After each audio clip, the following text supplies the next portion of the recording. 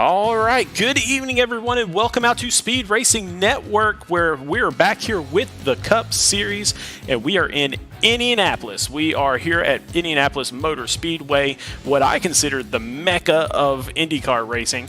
And so my name is Sean Griffith. I'm here with Brandon Domain. Brandon, how's it going tonight, buddy?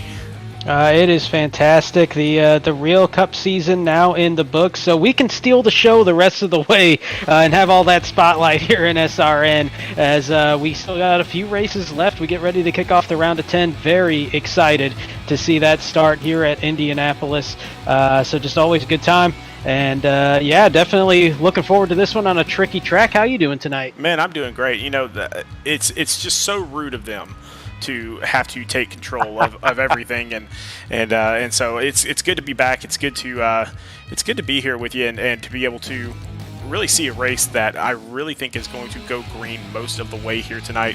Not a ton of drivers out there, but every single driver out there is driving for something. Oh, without question. And I mean, we saw a caution-free race on Thursday in the Xfinity side, and I'll own up to it. That took me by surprise, as narrow as the racing line is around here, and as much focus and attention you have to put into every single turn. How easy it is to miss a turn around this track. Definitely expected to see at least one caution at some point during that race. We didn't, and now we're seeing fewer drivers tonight with the Cup Series. A higher I rating on the drivers on average as well. I think you're right that this is going to be one of those races that could be one of those green start to finish once again. Yeah, so 75 laps here in Indianapolis takes a long time to get around this track, and everybody, you know, I love racing at Indianapolis because it's a little bit abnormal, but for me, I can see the track a little bit better. But some of these drivers just really do not like racing here just because it's a little bit abnormal. And that's why I love this track, actually, is just because it's so unique. Every single turn is it's all that tight radius. You really have to feel that rhythm. I know we talked about it a lot on Wednesday during the truck broadcast, and when I went back and watched Thursday's broadcast, that was mentioned there as well, that it's kind of the road course of ovals with the way that you have to run every single turn, just being a little bit different. The only other track that's like that is Pocono, really. And it's just so much focus going around here. I have a lot of fun running Indianapolis, though, just because it's a real driver's racetrack. I really love the feel of it. Yeah, and man, that was proven by none other than Adrian Schumacher on Thursday night, where he basically achieved the greatest win in Speed Racing Network history. He won that race by about 11 seconds, so that's the largest margin of victory we've ever had in SRN for what is considered to be an oval, where you don't turn right. Yeah, 52 seconds around this track. I was looking in my mirror waiting to see if he was going to catch me, actually, and I was running in the top 15 all night. He absolutely just decimated every one of us out there. Impressive showing. I was wondering if he was going to maybe slip into this one as well, and might have been a favorite, honestly, here in the Cup side of things. Not here tonight, so we're going to see a different winner and see if anybody can match that kind of dominance tonight. Yeah, well, here at the Hoosier 185, like I said, 75 laps, no fast repairs, so people are going to want to mind their P's and Q's because, like I said, a lot on the line here tonight. But this is, this is week. It's amazing how quick this has gone. This is week number 17 of the season out of 20. And so once we get through 17, 18, and 19, we're going to cut it down to the top 5 in the playoffs and then do a shootout for the championship. And so we are right around the corner from that thing, but fixed setups here, so all the cars are exactly the same. $15 a week to get in, and there's that top prize, $1,000.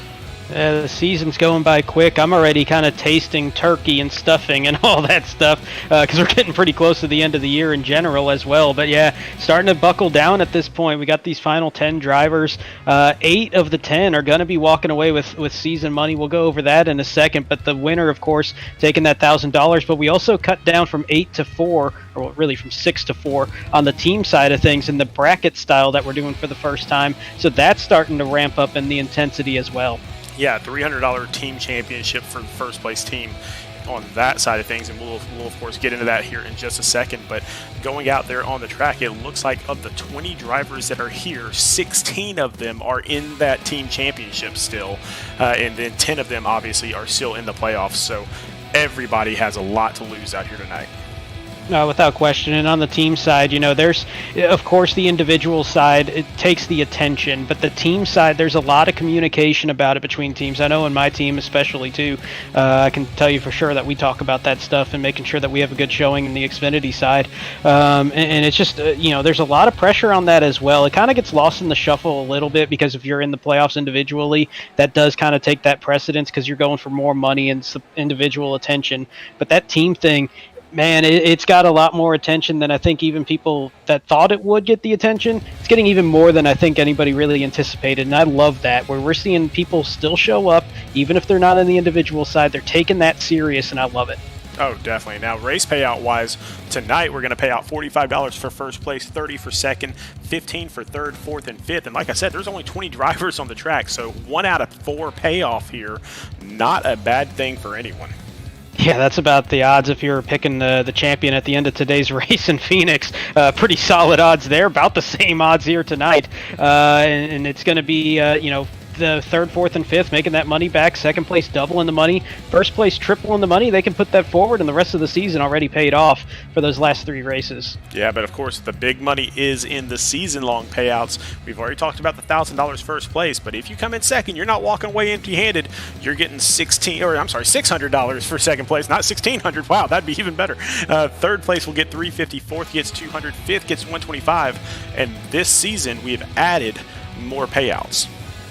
Yeah, and I mean, you're looking at top 3 finish, you're getting more than the season entry fee over every single week combined.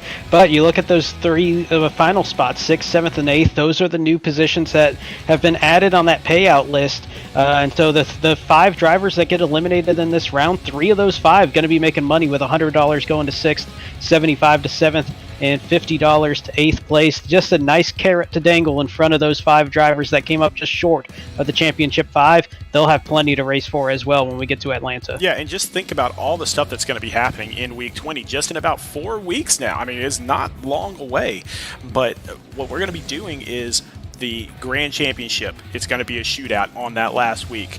Those 6th, 7th, and 8th place drivers are going to be driving for that money on that week 20. The final round of the team championship playoff, the final round of the second tier playoffs, all sorts of stuff going on, and so we are just barreling that way. And man, we're just I love this league. This league is absolutely phenomenal.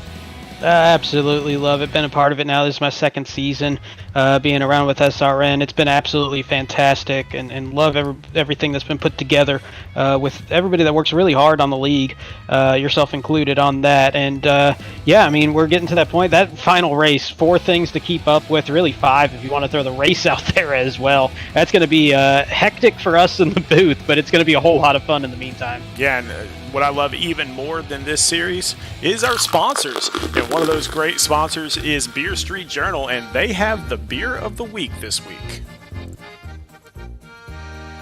This week's Beer Street Journal Beer of the Week comes out of Buskey Cider in Virginia. It's called Buskey Sherry Barrel Aged Cider. Now, Buskey's always been known for their hard ciders, but co-owner El Correll had always wanted to try something. Will Correll, the other co-owner, said that El's been scheming to get a sherry barrel to make cider since the day that Buskey was born. In December of 2019, she finally got her wish when they got access to some Oloroso sherry barrels and started aging a premium blend of Virginia apples in it. Almost 2 years later, the cider is finally ready to serve. The result of the aged blend and the sherry barrels has given us a nutty, raisin-like character with a citrusy finish. Now you can pick up a bottle of Buskey Sherry Barrel Aged Cider, available all over Virginia. The Beer of the Week is brought to you by BeerStreetJournal.com, the leading online publication for craft beer reviews. Go to BeerStreetJournal.com to find your next great beer. And as always, you must be 21 to enjoy, and please drink responsibly. That's right. It is the Buskey Cider Beer of the Week, brought to you by Beer Street Journal. And this sherry barrel aged cider, yeah, we're barreling towards the playoffs, and what better way to do that than with a cider that is brewed inside of a barrel?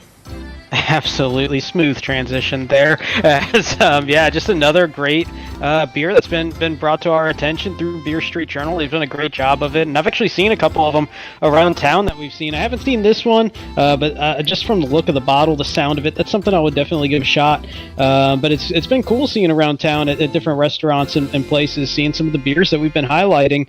So always cool, and always makes you think about Beer Street Journal, just kind of bringing that stuff to our attention.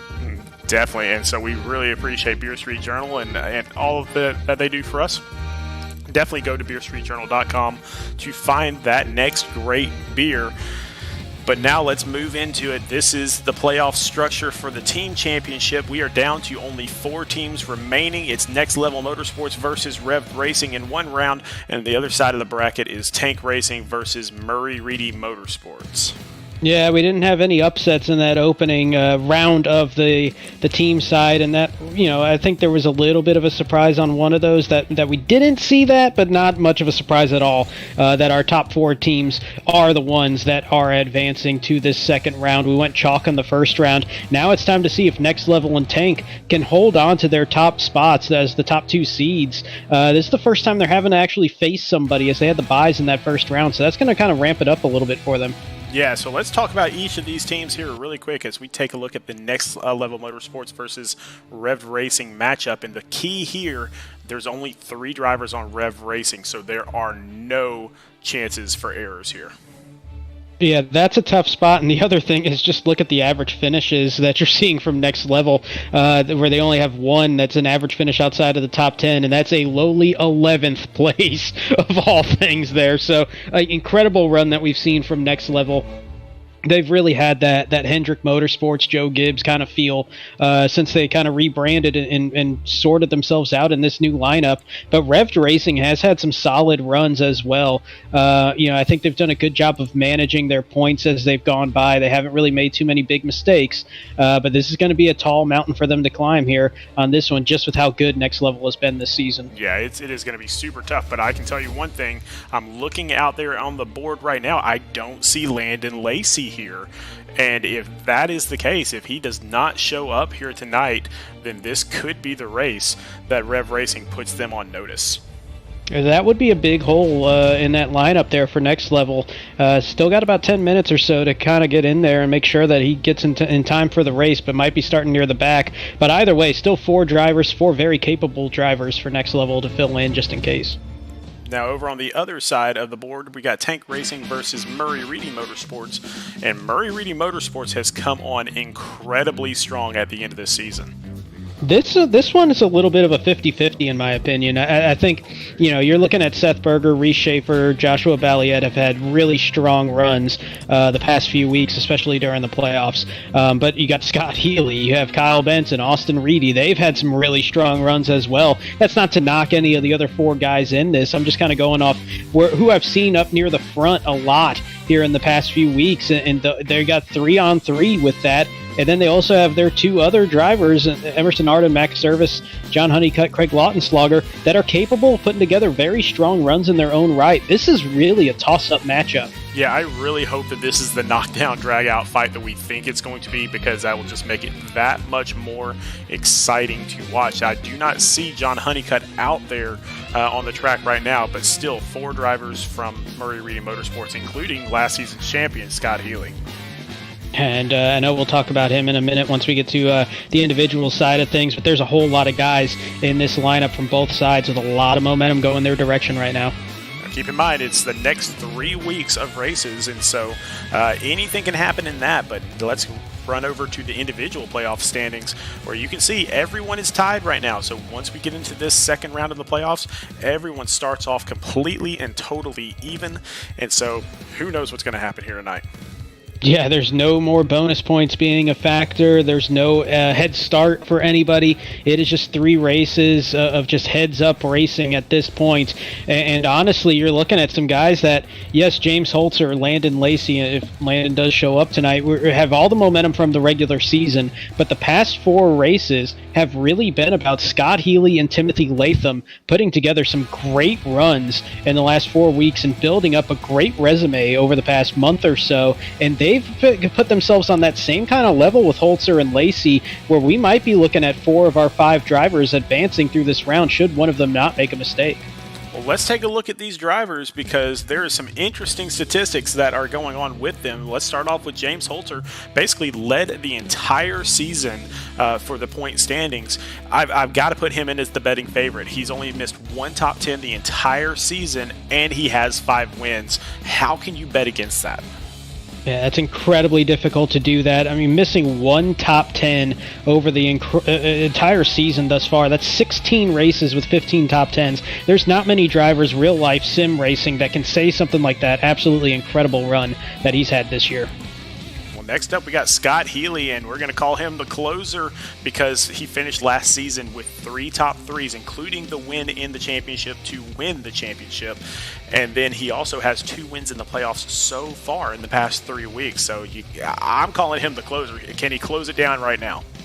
I would not count him out, and we talked to him last week after that race. He sounds very confident right now, and it's with good reason. He has the most momentum of any driver right now in the series. He's got that 64 car just looking in great shape, and he's found that form that he had last season when he walked away with a championship. It really resembles what he did last season. Yeah, he's found the joy in racing again, too, and that is super important for somebody, especially when they're at the top of their game. They've got to find the joy in what they're doing, and I think he's got it there. But another guy that he's going to have to contend with is Seth Berger, and we're going to call him Mr. Dependable because he's got the 2nd most top 10s, and he's tied for the most poles out there.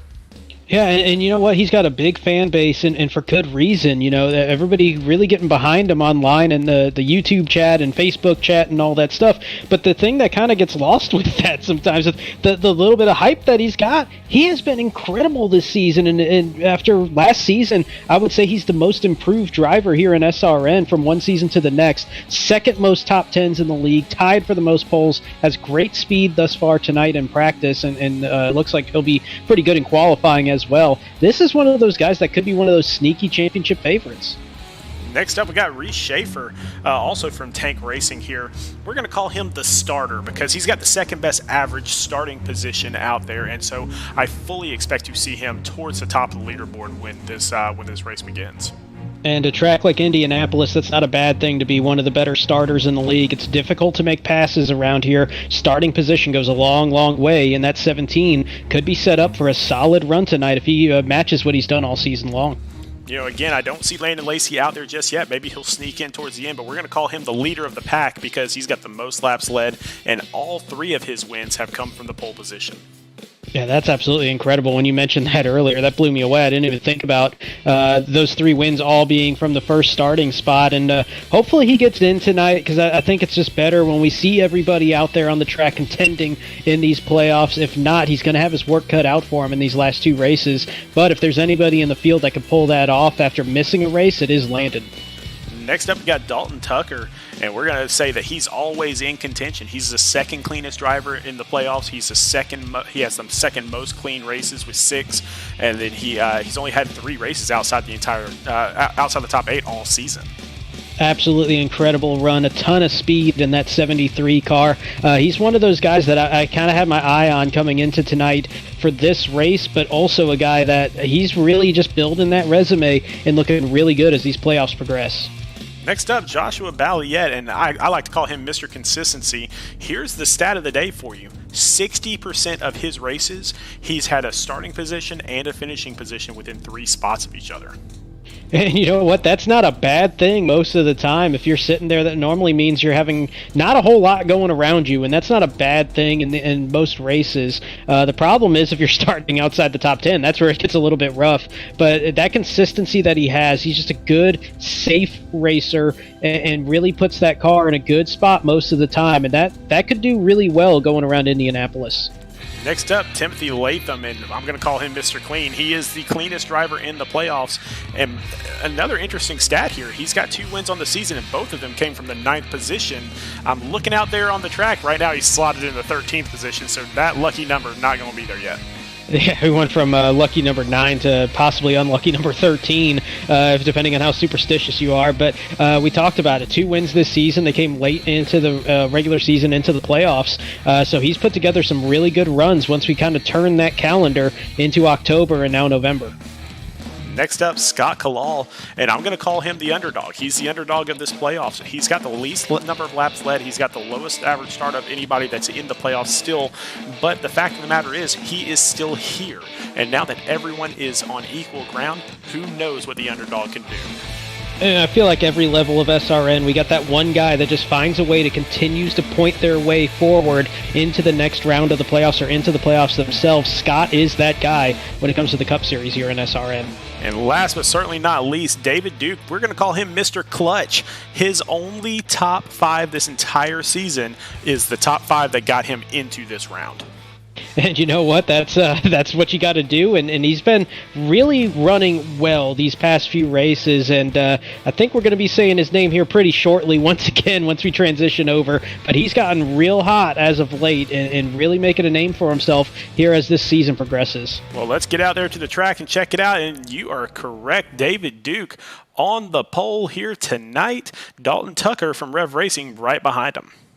And row number 2, we're going to have a couple of other playoff contenders with Reese Shafer in the 17. Talked about how he starts up front. He's doing it once again in 3rd. James Holter, the regular season points champion, will be in 4th. Row 3 and 4 are going to be all guys eliminated already, with Kyle Benson in 5th, Max Service in 6th, and in row 4, Nick Gowen for Next Level in 7th, Emerson Arden for Tank in 8th. You got to remember all 4 of those still vying for that team championship too, though. So Joshua Siegfried from R&D Motorsports, his team is out of the team championship, but he still wants some pride up in here. So that is what he is up there for. Scott Calall, the underdog himself, is up there in 10th already. And then in row number 6 is going to be Joshua Balliet. Another one of our playoff 10 is going to be in the 11th spot for Tank Racing. Murray Reedy Motorsports driver Scott Healy, the defending champion, will be in the 12th spot here on the grid outside row 6. All right, well, we are here with 20 drivers. It does not look like Landon Lacey is going to make it, which is going to severely damage, if not completely eliminate his championship hopes. Yeah, that's a tough one. We're looking at lower fields at this time in the season. You know, there's real life that does happen around the holidays, of course, and also, you know, you start seeing drivers get eliminated and some just kind of fall off near the end of the season. But what it does do for the playoff drivers is it limits the amount of points you can make up, and so that's going to put Landon in a big spot. He's not taking last place points; he's taking 0 points, and to make up that kind of gap, that's going to be a incredible achievement if he's able to do that after missing tonight. Yeah, he is probably going to have to win the next 2 races in order to stay in at this point. But somebody that has not won a race this year is up on the pole, but he took 2nd last week, so let's see if he can improve on that this week. Like I was saying, he's had some great runs once we got towards the last couple races of the regular season into the playoffs. He's been sitting there as he goes through the grass there. He's been sitting there finishing around that 5th place most weeks here in the past, I would say, 4 or 5 races. Somebody that definitely has the ability to be up front and possibly get that win. All right, well, so now we are here. We're on the backstretch. Who you got? So we're looking at the pole sitter in the 78. I'm going to go with the guy that's sitting just to his right in that 73. I really like the speed and the consistency I saw in practice from Dalton Tucker. I think starting up front is going to go a long way as well. So I'm going to say Dalton Tucker gets the win to start off this round. You know what? This guy has had a couple of down weeks. I think it's time for him to get back up onto the horse, and that is James Holter, the guy that's basically led all season long, has had a couple of bad weeks, has not been up where he is usually. I think he gets it figured out here tonight. No, never a bad pick to go with the guy that's only had 1 finish outside the top 10, as we talked about earlier. So yeah, I can't blame you for taking that one. I said he's the betting favorite. Ready to go.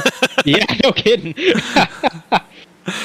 All right, and the pace car does dive, and once that pace car dives off, we are waiting for that green flag, and David Duke is going to lead this pack down the front stretch as they barrel towards corner number 1.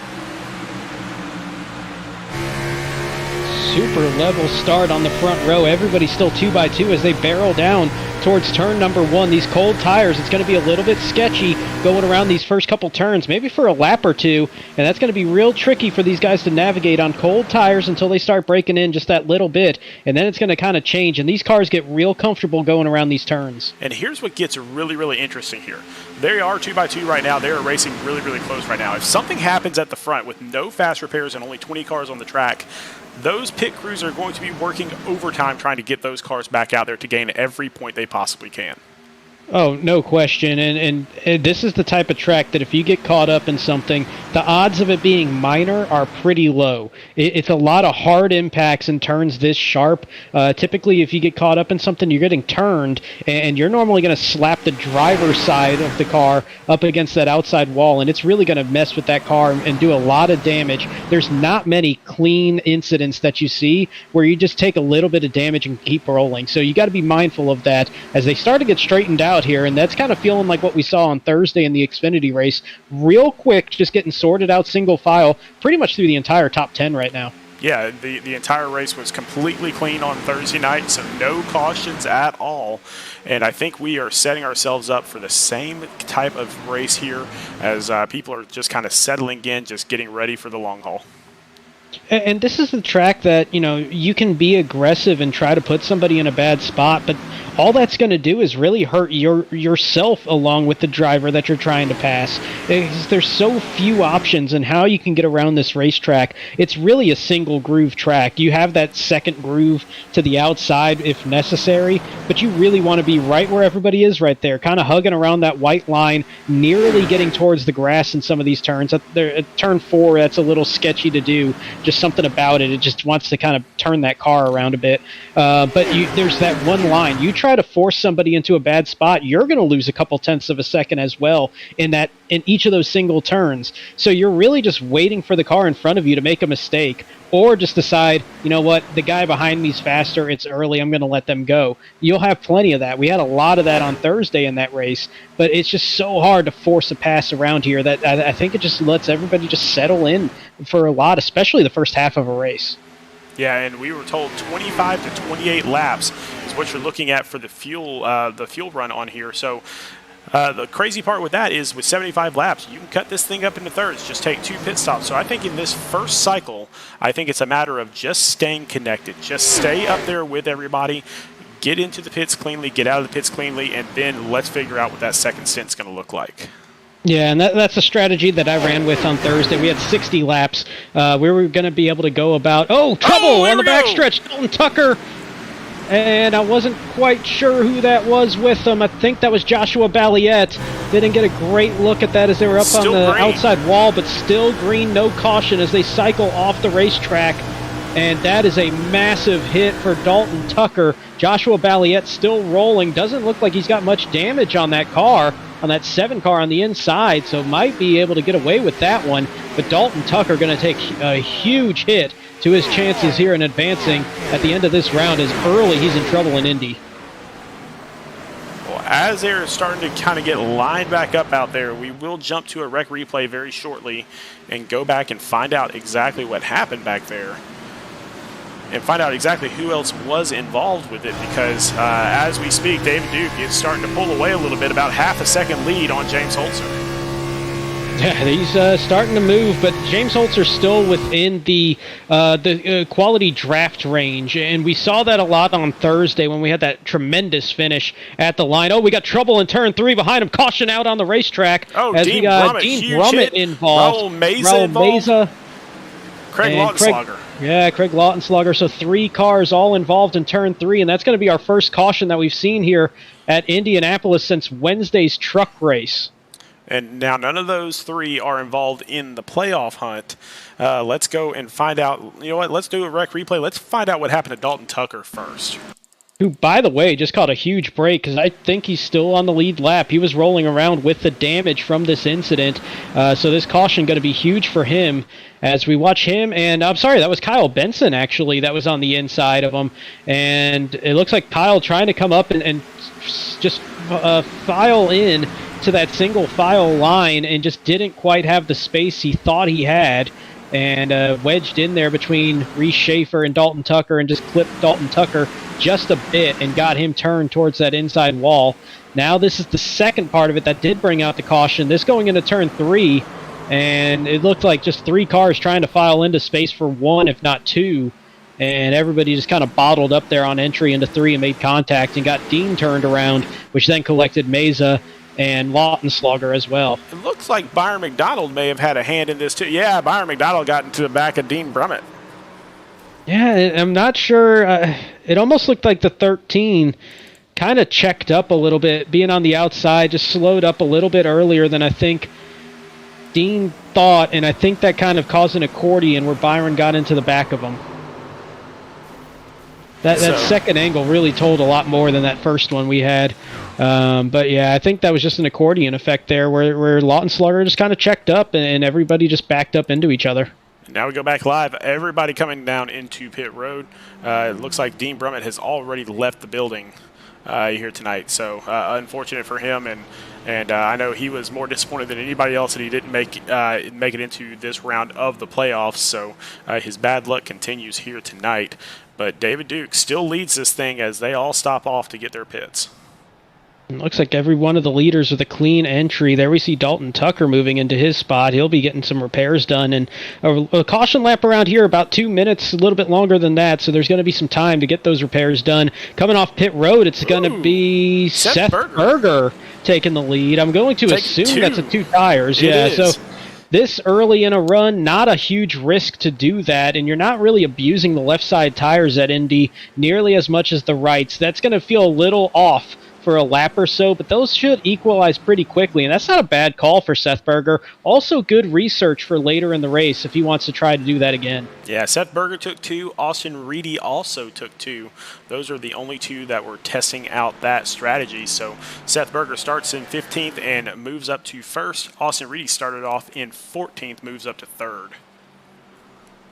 So that's a huge swing here for Seth Berger. We'll see how that works out. Austin Reedy going to be one of those test subjects as well to see how the 2 tires play out. I still think we only had about 5 laps of green flag racing. The first 2 of those are kind of still breaking in those tires. So there shouldn't be a whole lot that's going to be going on for those guys to really be worried about. This is a great time to try that strategy. I actually like that call a lot. Well, we're going to find out what that does to him. But like I said, Dean Brummett out of the race already. It looks like Raul Meza is going to get some repairs and get back out there on the track. Dalton Tucker got his car repaired. And more than anything with Dalton Tucker, remember, he is on that 3-person crew for Rev Racing. They need every single point they can possibly get to compete with Next Level. Yeah, and I'm looking at his car. The damage repair looks pretty solid on that 73, so he might be in some pretty good shape.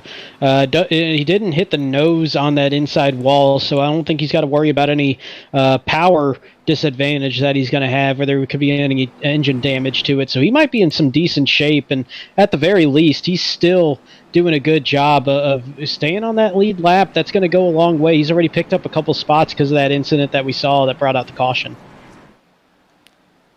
Going back through the top 5 here really quickly, we got Seth Berger up in 1st. We got David Duke, who started off on the pole, in 2nd. Austin Reedy with a 2-tire stop to move up to 3rd. James Holter, the regular season champion, is up in 4th. And then up in 5th, we've got Reese Shafer in the 17. I haven't seen, as far as the 3 that went with 4 tires, they haven't really moved a whole lot. David Duke went from 1st to 2nd. James Holter started 4th, running 4th. Reese Shafer started 3rd, running 5th. Max Service, even in 6th, started 6th. So we're seeing some a good job of those guys just really holding their position. Not a whole lot of getting too racy out there, being too aggressive up front for these guys that are still up there. We've really been seeing that more towards the back of the pack, and then we had that one slip up that we saw between Benson and Tucker. Well, we are about to get it started once again here as we're coming around, and the pace car will dive off, and then Seth Berger will get to restart at his will.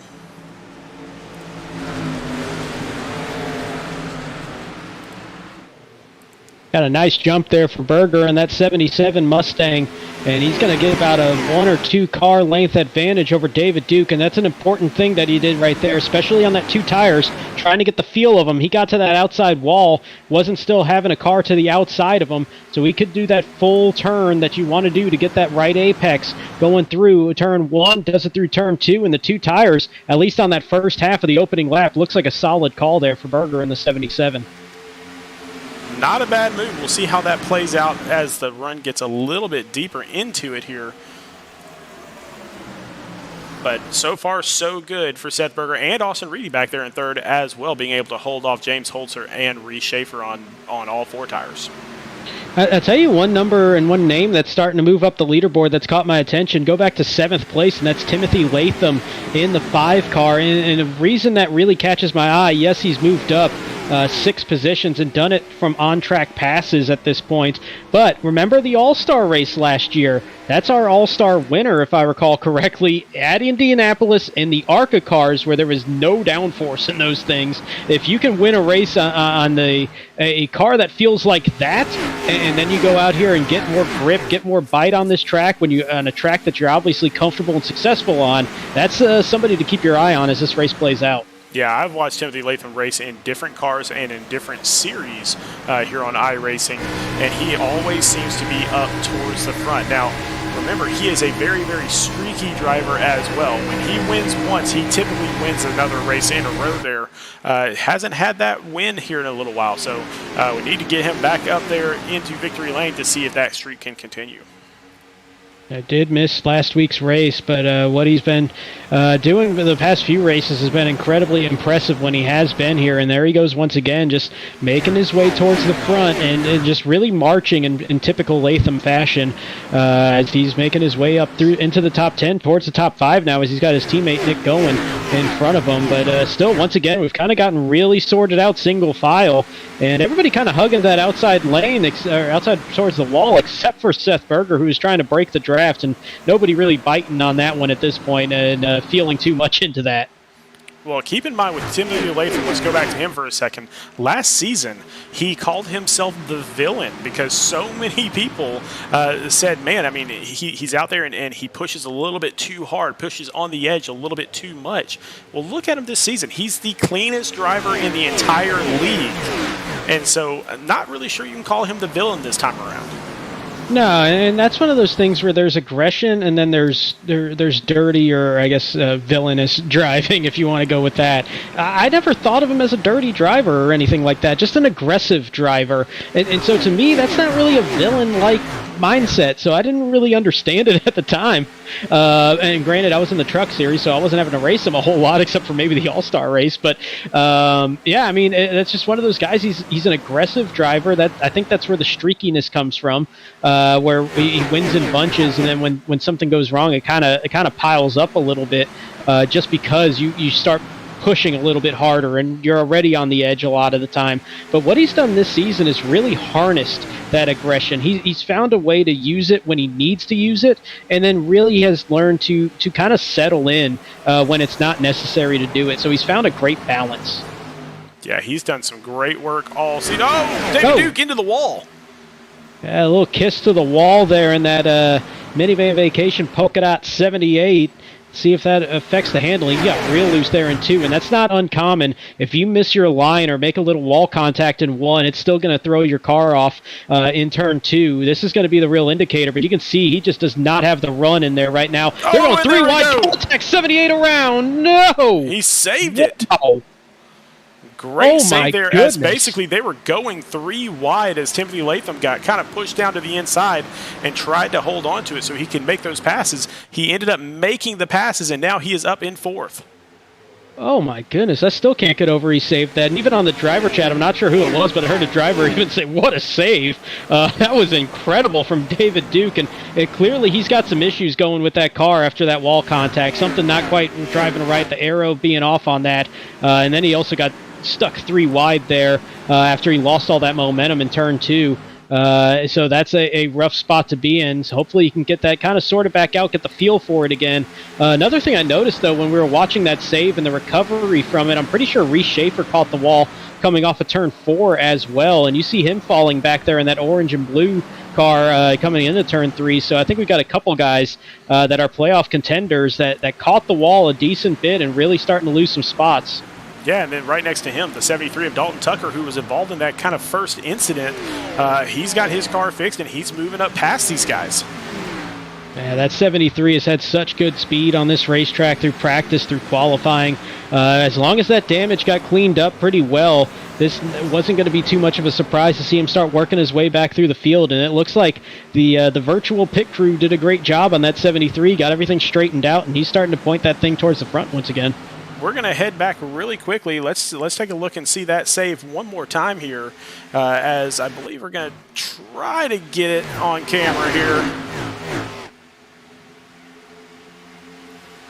But you can see Austin Reedy gets down to the inside, and then that's where Timothy Latham goes all the way down to the bottom of the track to get next to Reese Shafer, and Reese has nowhere to go. Yeah, that's a tough spot right there, and you can't blame a driver for wanting to take that chance and forcing it into the inside there, and that's no blame on Timothy Latham on that accident. It's just you got to take the opportunities when they come on this racetrack. I about had a 3-wide moment trying to make some passes when a couple drivers got into some trouble. Now he's contact very hard into the wall, and that should bring out the yellow, and it does. I want to say that was Scott Calall there that was involved in that.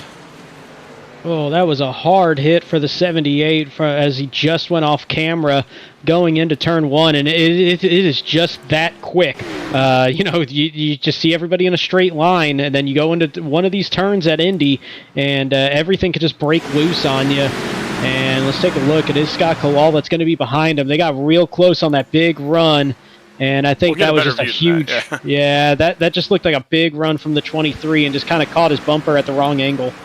Yeah, 23 kind of dipped down to the inside. Looked like David Duke kind of went down to the inside also, and then tried to come back up, and just did not work out. So let's take another couple of angles on this, because I know it's kind of cutting away at the worst moments here. But so you can tell. It kind of looks like David Duke's kind of getting back and forth, playing his mirrors a little bit. Yeah, it was basically like a double block attempt there. He saw Calall go to the inside, then he went to the inside to block that run. And then when Calall went high, David went back high. And that's not even just a block, I don't think, as much as just trying to get a good angle into the turn, especially with the damage that he had from the earlier incident catching the wall. Got to really make sure you get a good line on it. And I think that double block and then trying to get everything back in line just came at the wrong time. And that 23 had too much momentum there and just got into that bumper and just turned him. Well, he's going to get down pit road, and he is going to do everything he can to get the car back out there, because you just never know what's going to happen, and every single point matters in this playoff. But Seth Berger leads this race on that 2-tire strategy, doing a great job with that. Austin Reedy also on the 2-tire strategy. Seems to work out for both of them. Yeah, I was just about to say before you did that, that 2-tire strategy working really well, because it went from first and third down to first and second.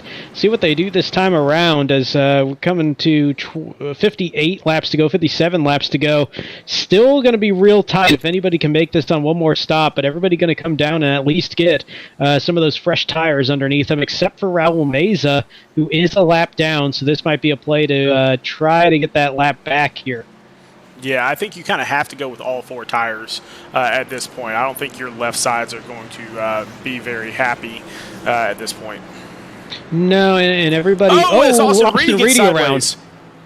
And that also messed with Timothy Latham. Yeah, I think he saw the one spinning, and I think that caused him to overshoot his pit stall, and that's going to be a huge hit for both of them. Everybody else looks like they got in pretty clean, and it looks like it's going to be 4 tires all the way around. Even if you came in and took 4 tires last time, that's still about 11 green flag laps on those tires. Yeah, 4 tires is the right call, but Nick Goen is going to be the first one off pit road. He might have gone with 2 this time. No, it looks like he went with 4. He just got a better pit entry than everybody else.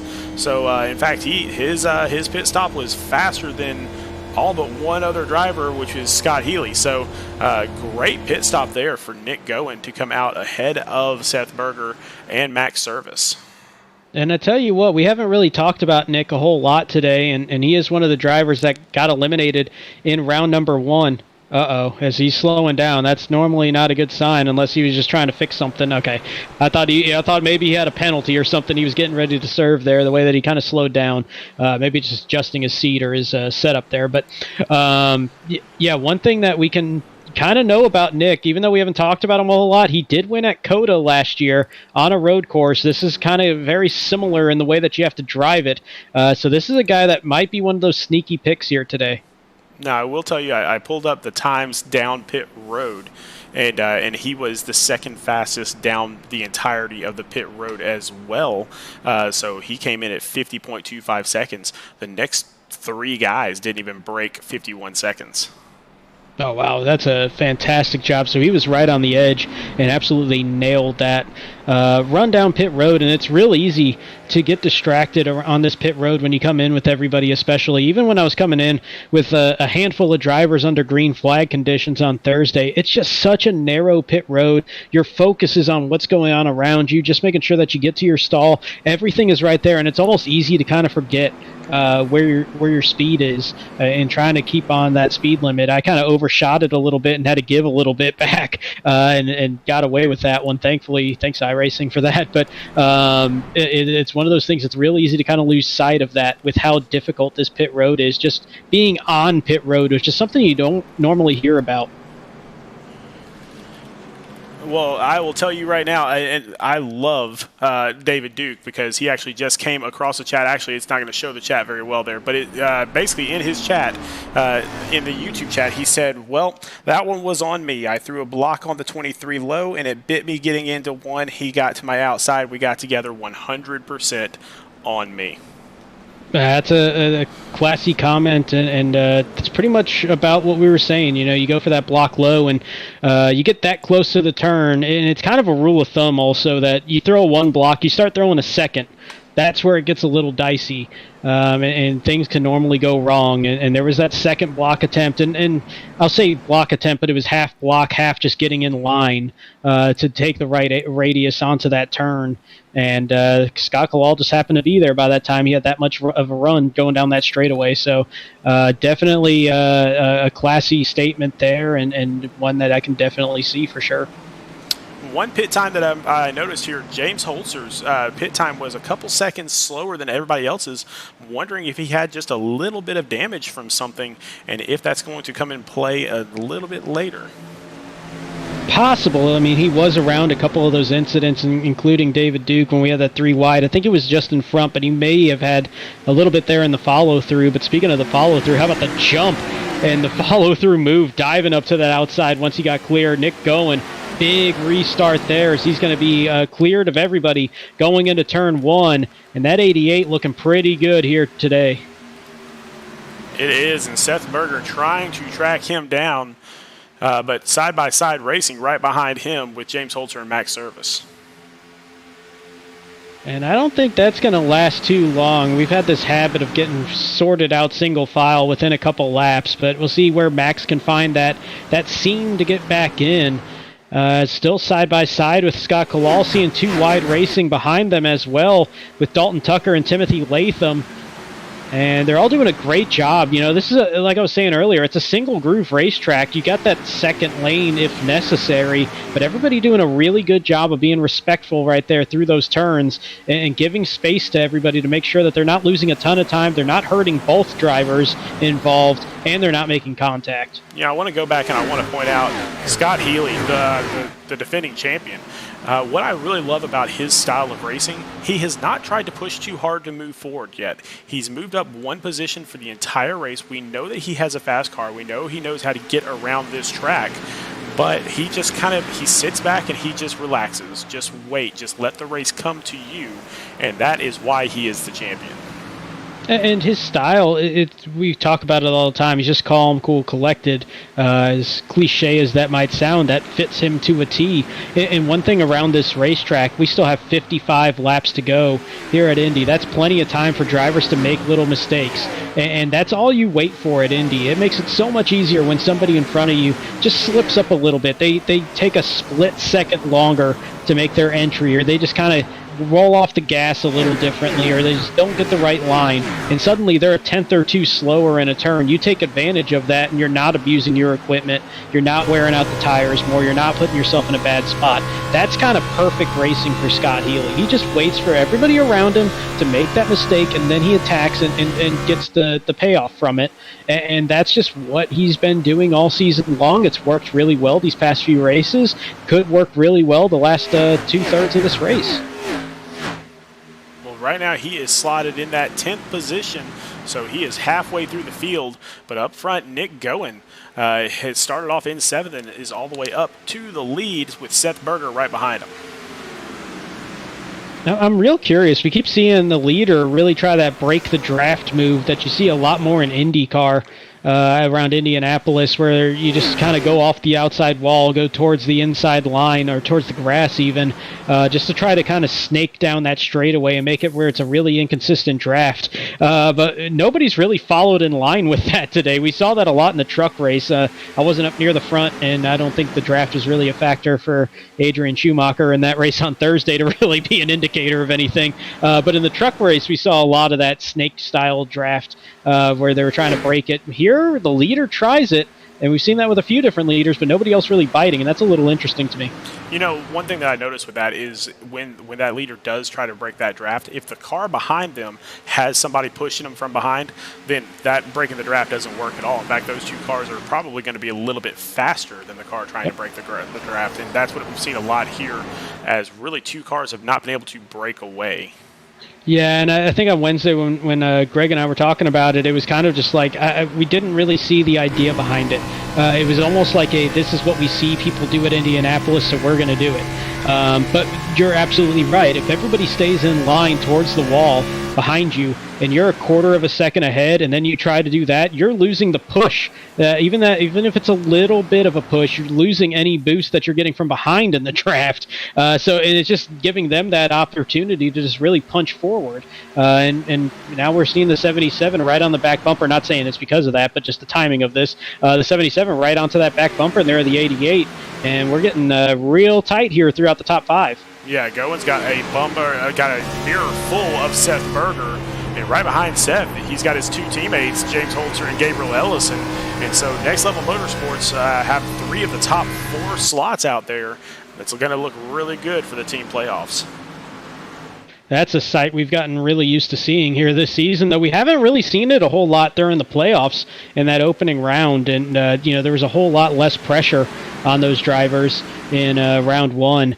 But we did see a couple of them get eliminated in that opening round with Nick Goen and Gabriel Ellison, who are 2 of those 3 drivers up inside the top 4. We haven't mentioned Gabriel Ellison a whole lot today, but there he is. And that's a pretty typical Gabriel Ellison race, just quietly up near the front.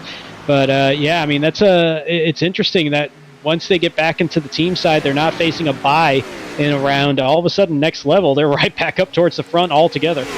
And now here we go as James Holter dives down to the inside. His teammate Gabriel Ellison is going to try to push him through that inside line. He's going to be side by side with Berger as they come out of the turn.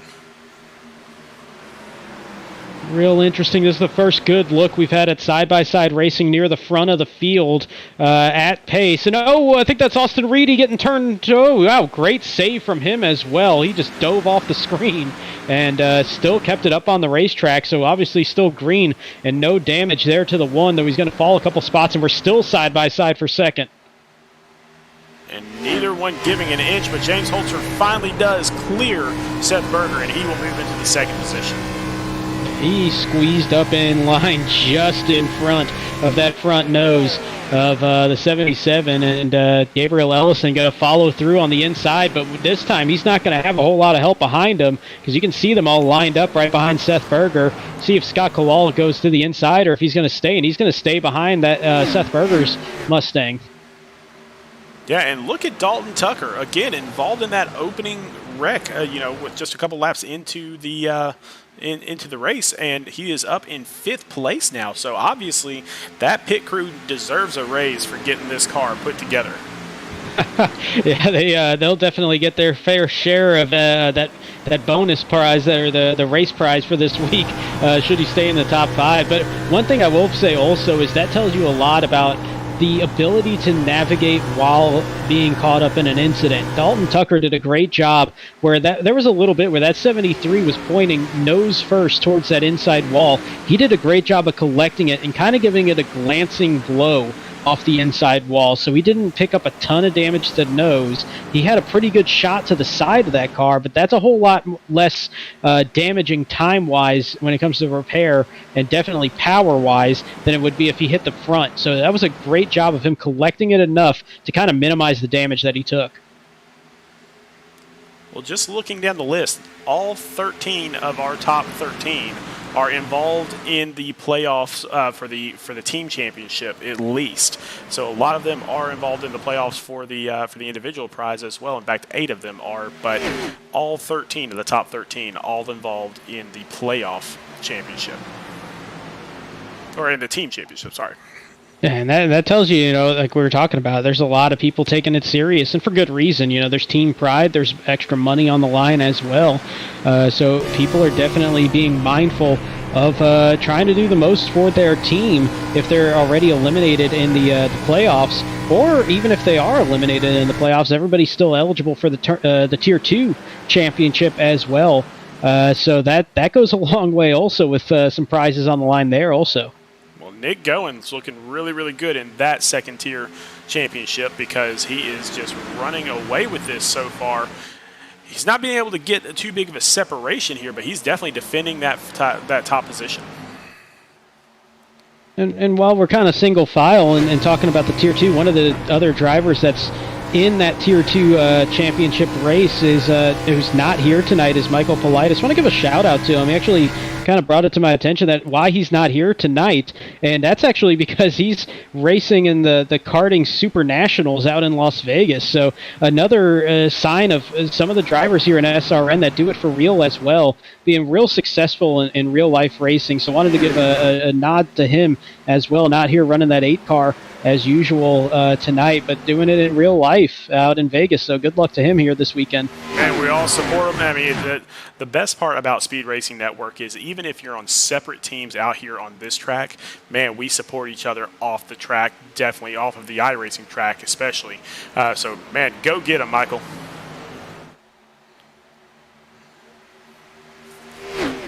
And back to the iRacing track as we're still single file, but Nick Gowen really looking comfortable out in front. He's not really getting a whole lot of pressure, still early, but having a teammate right behind you that doesn't really want to force anything either in the position that he's in, trying to set himself up with James Holter, trying to be in a good spot for the next 2 races in this round of 10. So there's not a whole lot of pressure at all being applied to that back bumper anymore. He's almost being a buffer between Gowen and Berger, who was really trying to fight him for that lead there for a bit. So this is a real comfortable spot to be in if you're in that 88. Yeah, you can see, I mean, over on the left side of the pylon over there, so the top 5 all separated by less than 0.6 of a second. So the top 5 is starting to break away just a little bit as Scott Healy and Scott Calall get side by side for 6th. So a couple of playoff drivers, and as we talk about that scoring pylon, anybody whose number is in green is still eligible for the title. They are in that round of 10. Both the 23 and the 64 are among that group, and it's going to be Scott Healy, the defending champ, who gets ahead and will slide up in front of that 23. And so give Healy the 6th position as he continues to inch his way forward towards the front. Also, keep in mind that only 5 drivers are going to make it through to the finals in week 20. And so if you look at that left side of the pylon, remember everybody started off on the same level coming into this race. So right now, this race between Healy and Calall is the race for that 5th position in the championship, and Latham just behind trying to battle to get into that top 5. Yeah, this is going to be the one week where you don't have to do a whole lot of math on it. You can just kind of look at it and say, all right, well, where they are on the track, there's going to be some bonus points thrown in, but for the most part, where they are on the track is going to dictate where they are in the point standings coming out of this race for the next 2 races when we go to Phoenix next week. And we talk about this being a unique track. There's another unique track, especially with the update that just came where they got the current configuration of Phoenix now, and that so everybody for the past week has had that, and not a whole lot of time that you can run as you're still focusing on Indy this week. So that's going to be a real interesting race. And then we kind of go back to the quote-unquote cookie-cutter style mile and a half with Texas, as odd as Texas has become. So this is that real interesting round here to sort it all out before we get to Atlanta in the final. Oh, yeah, and just keep in mind the Truck Series, too, where their second round got even stranger because they were not able to do their Talladega race earlier in the season because of an iRacing glitch. So we have put that into the second round of their playoffs. So, I mean, this entire round across all three series is just completely different than anything they've seen this season. Yeah, the truck guys, I have a little bit of pity there for them as they got to deal with Talladega in the middle of a playoff round. That's a rough bit there, but that'll make it definitely interesting as we watch them, and they kick off their second round at Phoenix this week on Wednesday. So we'll have the call on that one, obviously. But back out on track, we did see a pass for the 5th position, and it's Scott Healy continuing to pick off spots one by one. He's moved up into 5th as he got around Dalton Tucker out of turn 4 1 lap ago. And now he's got his sights set on Gabriel Ellison in that 27 Camaro just in front of him. Remember, last time we were really talking about him, he was restarting in 11th after starting the race in 12th.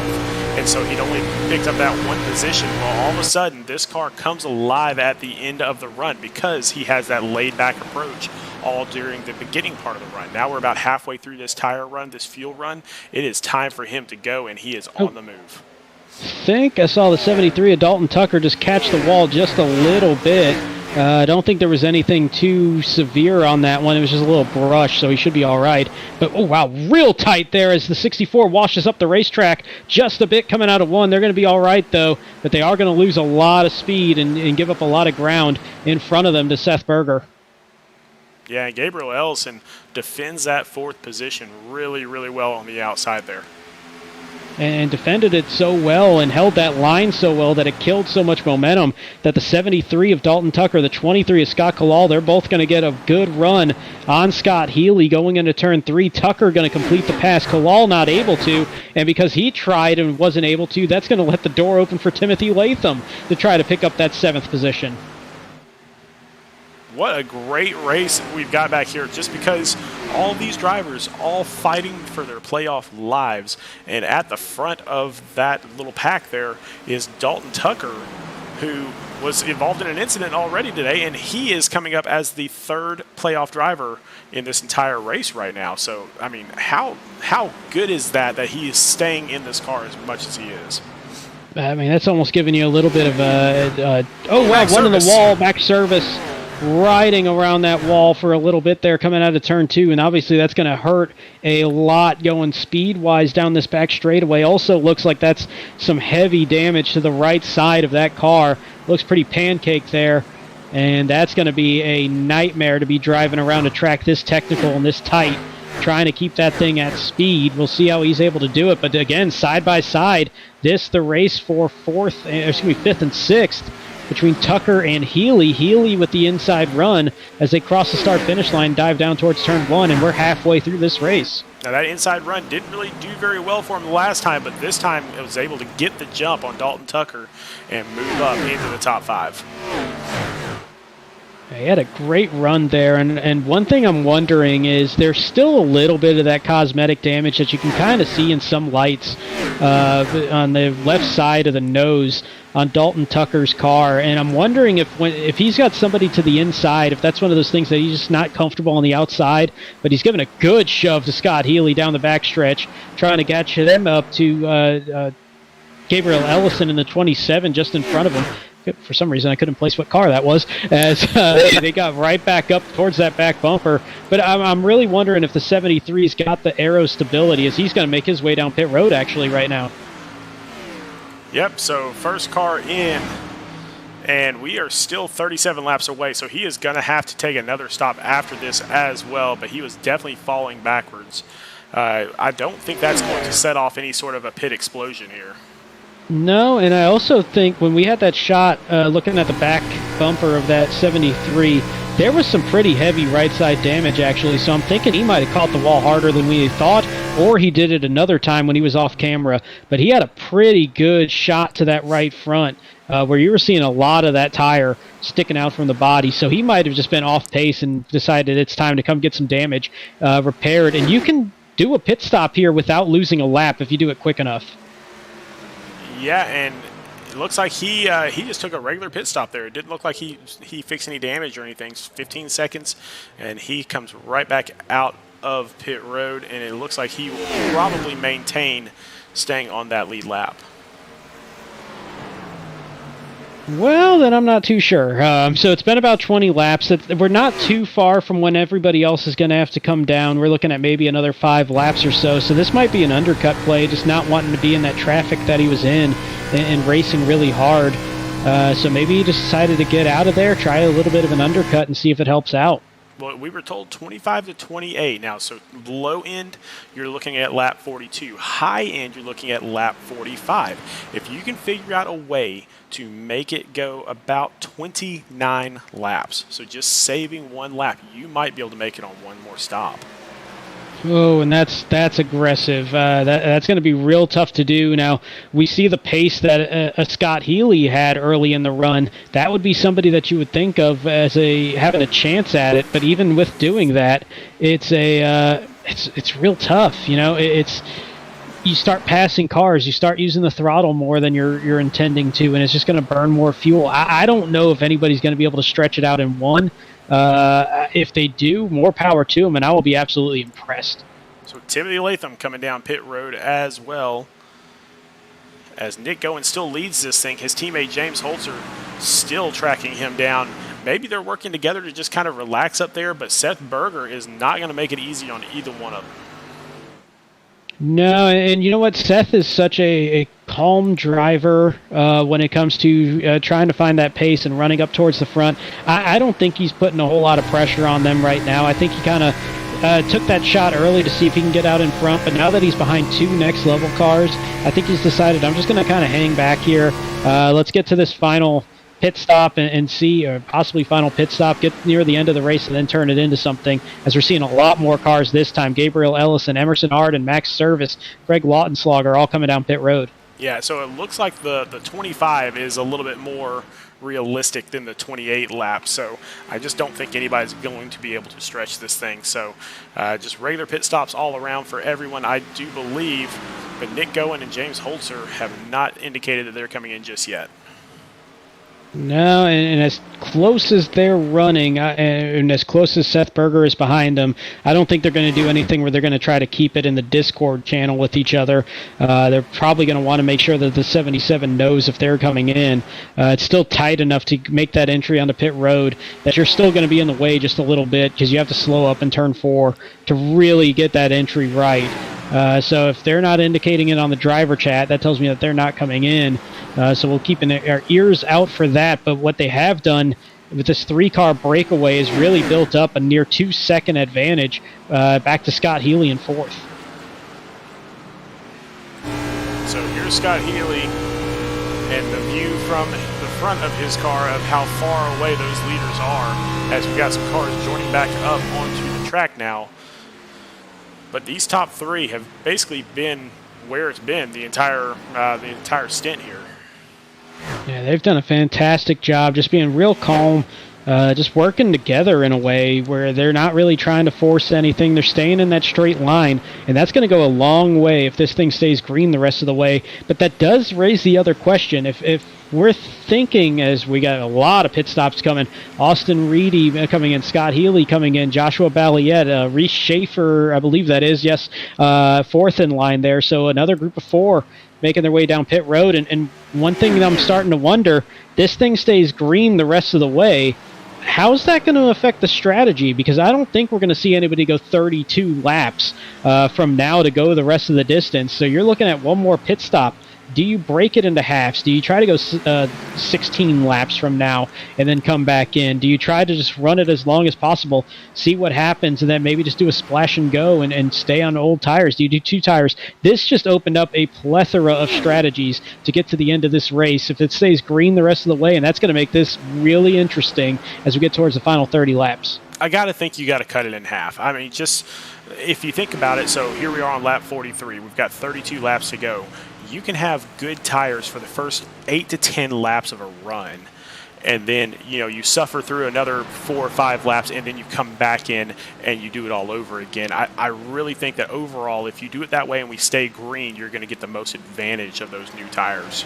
Yeah, I think for the most part, of anybody up front, the thought that comes to my mind is between 15 and 10 laps to go. I think you're still getting a good benefit of the tires at that point. And it sounds like we're going to get to see some more pit stops. It sounds like it might be our race leader, Nick Gowen, might be getting ready to make a pit stop here this time by, as I saw the driver chat kind of light up. And it is about that time for these leaders to make their stop. But my thought is going to be around 15 to 10 laps to go would be that right spot. As there he goes, the 88 diving down pit road, so race leader in. I could tell you from experience, I tried to break the race on Thursday into thirds, came in at lap 20, came in at lap 40. There were a couple cars behind me that came in around lap 44 and just kind of stretched a little bit longer. Those 4 laps of fresher tires went a long way in the final 5 laps. They had a lot more speed than I did, so there's a whole lot of fall off here that's available. So you got to keep in mind on how fresh those tires are going to be. I think somewhere around 15 to 10 laps, though, is that right spot. So a couple things. James Holter was right behind his teammate Nick Gowen for the entire run there.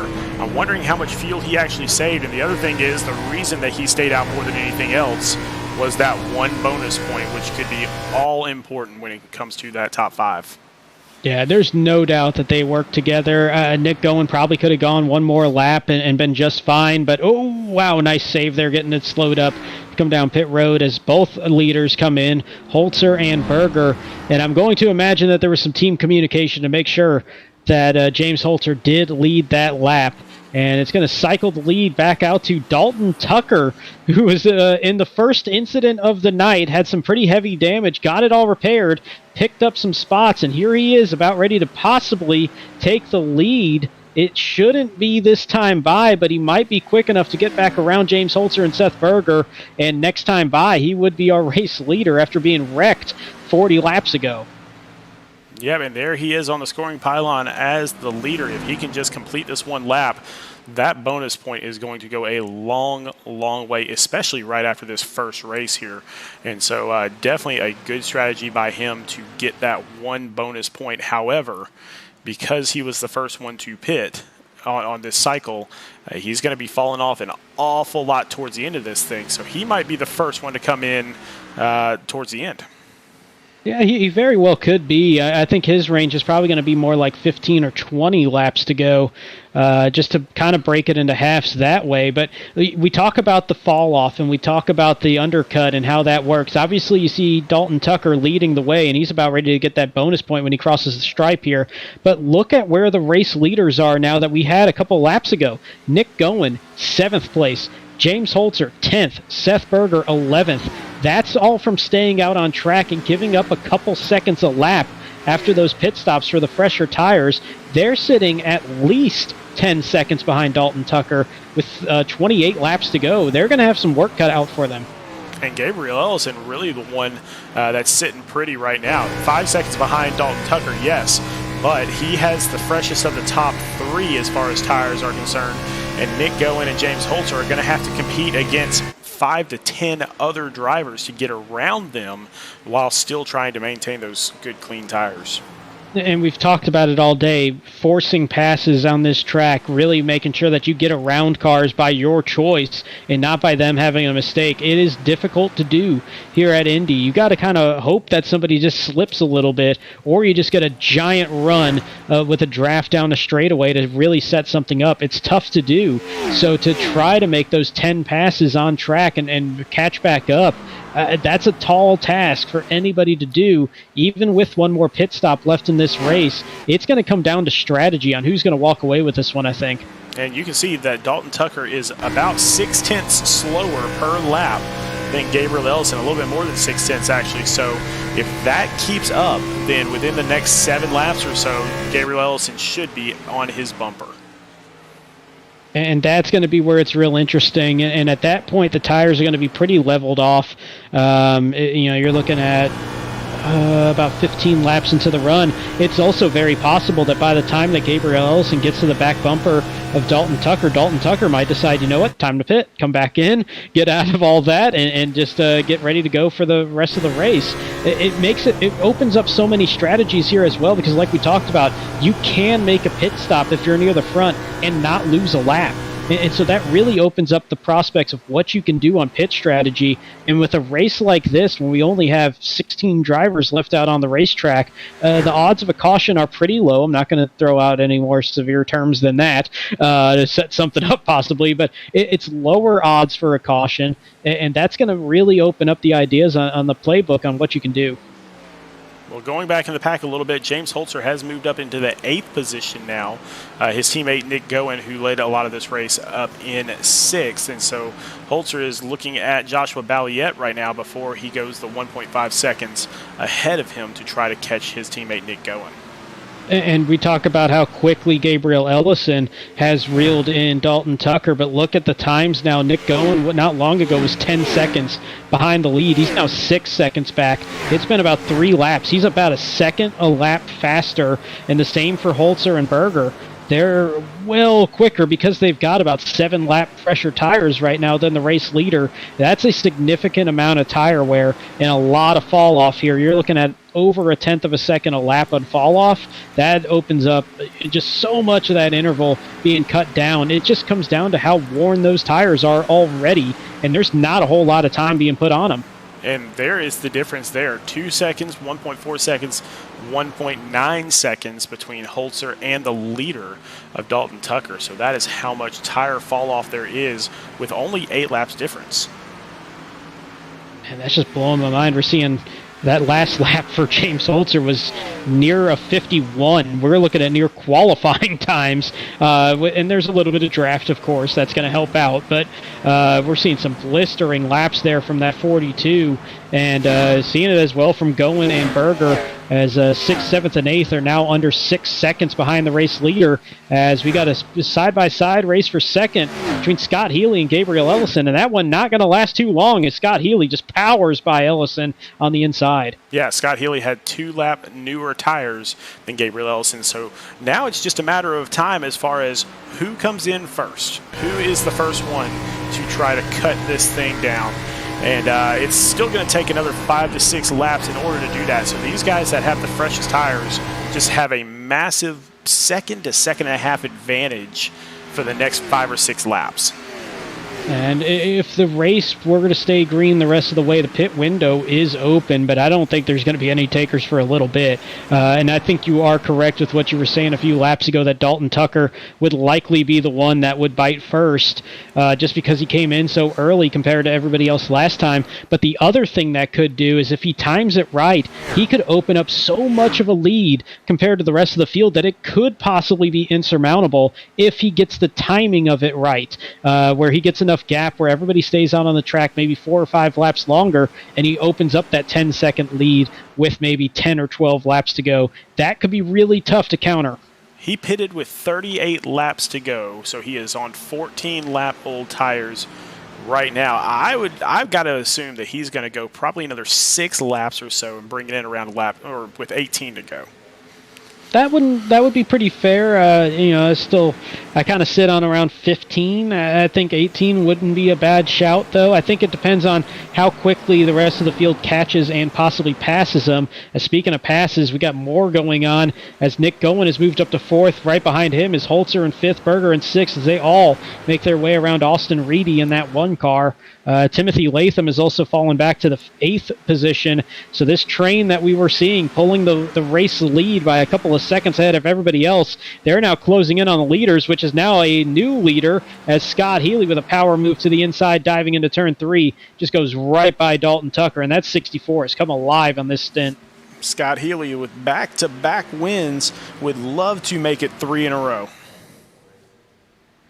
And there he goes. Real early. And I mean, window's open. He can make it the rest of the way, but this is a gamble. This is really early, and he's going to be feeling what he just felt with all these cars catching and starting to go right by him. He's going to be feeling that a lot the last couple laps, I think.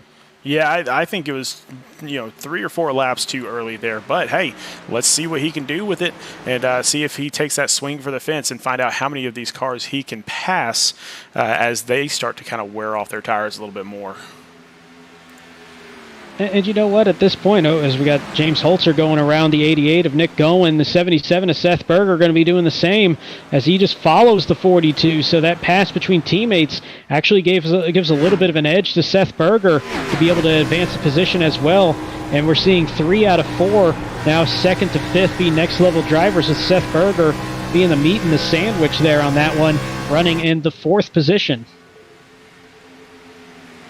And so the defending champion in first, Gabriel Ellison, in second for the brief moment. But his teammate James Holter has caught him and will pass him on the inside. And here comes Seth Berger to try to do the same thing on the inside in this next turn. Yeah, we're seeing a beautiful visual of what happens when you get tire differentials and when people make pit stops and get fresh tires on those cars. Because Gabriel Ellison and Scott Healy both looked great for so long in this run, and they're starting to get reeled in quickly by those 3 guys that came in the latest among the race leaders, and it's just showing how much of a boost it is to have slightly fresher tires on a track that's as tight and abrasive as Indianapolis is. And for those of you that are wondering, Dalton Tucker came out and he is 38.5 seconds behind the leader. But you can see how quickly that is going to be shrinking if you look at towards the the middle bottom of that timing tower here. You will start to see that lead shrink off a little bit unless something happened. I'm not sure. There he goes. Yep, he's starting to catch him now. I think he just slowed up getting around the lap traffic of Raul Meza in the 37. That might have cost him a little bit of that time, been where that hiccup was. But he's got clean racetrack in front of him, so he's going to be trying to chase down the rest of the field. As you can see, nothing but daylight and asphalt in front of him as he makes his way towards turn 1. Got about 12 seconds in front of him until he's got Craig Lautenschlager running in the 13th spot. But his play is really just going to be hoping that he gets either a quick caution or that he just finds the right pace, that he doesn't break down his tires so much for the end of the run, but also puts enough of a gap from now until everybody else pits. But the problem is we've got Emerson Arden making a pit stop now. Holzer, Berger, and Gowen are running so strong still on their fresher tires that I don't think there's going to be a whole lot of advantage right now for the 73. Well, but part of this could also be psychological as well. I drive better when nobody's around me and that's because I'm usually so far in the back that I get used to it. But but sometimes there's that cluster of cars up there, and you just don't want to deal with that right there, and you had to take another pit stop anyway. Go ahead and take it now, and instead of trying to fight off all these people. And speaking of fighting off, side-by-side action between James Holter and Scott Healy for the lead. And it looks like Holter is going to clear him, and here comes Seth Berger to make the pass as well. Scott Healy went for that side draft, and they got real tight going down the front straightaway. Thankfully, no contact there as they were just inches apart. But James Holter going to get that push from Seth Berger, and that's going to give him a huge run through turn 1. And Holter going to open up a sizable lead, third of a second in front of Scott Healy already. Now let's see what Berger and Gowen can do trying to replicate that, getting around the 64. They got to make up some time, though, about 0.3 of a second back. Yeah, and Scott Healy, not an easy pass out there. That is for definite sure. And we've seen some of these cars coming out of the pits now. Timothy Latham getting his pit service done and over with and coming off a pit road there. But as these pit stops continue to heat up, it's going to, I'm not sure if, did Holter hit the wall there? I'm going to say he just got loose, but that was close. He might have kissed it just a little bit as he's still leading the way and hoping that he gets to kiss the virtual bricks at the end of this race, but might have done the same to the wall, just a touch. I'm going to go with he got loose, but that's a close one for sure. Definitely got his heart rate up there. But he is starting to pull away from Scott Healy as Scott Healy dives down, and I don't think that that's to break the draft there because it could be. Emerson Ardon is on fresh tires. He just came out of the pits, so I'm not really sure what that was, but Emerson should be able to pass him on the outside here. Yeah, I think Scott just thought Emerson had enough of a run that would have just given him that spot and not lose any time to Holter or Goen and Berger behind him, and I think just misjudged it. Or he was trying to get to the inside and make sure he was going to be closer to pit road, because here he comes, 64 on pit road, 27 to Gabriel Ellison on pit road as well. So two of our top 5 drivers making their way for what should be their final stop of the night. He definitely had some speed coming off of the track to get onto pit road there. I'm wondering if he had too much speed there. But James Holter and Nick Goen are 1 and 2 once again. And looks like Seth Berger is notifying everybody he's going to be making a stop as well. This is going to be real interesting, as you got a race leader in James Holter, who's trying to gap the rest of the field enough here before his pit stop, as he has fresh tires and a lapped car unlapping himself. That's Emerson Ardon, and that was a good job from both of them, where Holter didn't lose a whole lot of time, giving up that position to Ardon, who's on the fresher tires, and able to just blow right by. So well done from both of them to do that in a way that was as clean as it was. So taking a look here, Dalton Tucker has moved up into the 8th position now as a lot of other drivers come into the pits. We got Austin Reedy, Joshua Balliet, and Reese Shafer all coming in. But looks like Dalton Tucker is going to pick up those 3 positions as well. So he will be up in the 5th position by the end of this lap. And he's made up about 9 seconds since coming off pit road. That's going to play out. I think he should have about a 15-second or so advantage over James Holter if Holter came in this time by. That's going to be real tough, though. If he came in this time, you're looking at about 13, 14 laps to go to make up that gap. That's still putting Tucker in a pretty rough position unless a caution comes out. But even then, he'd be going towards the back of the field, because I would imagine he would be wanting some fresh tires on there. Yeah, I think Dalton wants them to stay out as long as possible, but here they come right now. James Holter and Nick Goen coming in for their service. Seth Berger stays out there and gets that lap led. Yeah, that's huge for the 77. I thought he was coming in because I saw a message pop up that it was either that was sending an error or that's been there for quite some time, and I just didn't notice it earlier. But yeah, so Berger out in front. He's going to be the last one to make a pit stop here on this run, as he's got Max Service trying to unlap himself on the inside. He's going to get around there. So they'll work together a little bit as teammates, but that 81 with the fresh tire should pull away pretty quick. I would imagine that Seth Berger going to come in this time by after leading that lap, picking up the bonus point. Doesn't want to spend too much time losing that time to everybody on fresher tires much longer. Yeah, and so the race is going to be between Dalton Tucker, Scott Healy, Timothy Latham, all those other guys. But let's see how far ahead Dalton Tucker is once he gets around Seth Berger, who finally takes his pit stop there. So we're looking at what's going to be about 45 seconds or so will run off when you count the time on pit road, the speed differential, the stop itself. So you should be looking at about 18 seconds or so for Dalton Tucker over Seth Berger, but he's only going to be about 7 seconds ahead of Scott Healy as they're running right now. It's about 7-8 seconds. Timothy Latham not far back, Gabriel Ellison either. So it's just tough to see that this strategy is going to work for Dalton Tucker if it stays green, but I've been wrong several times before, so who knows what'll happen once it gets played out on the racetrack.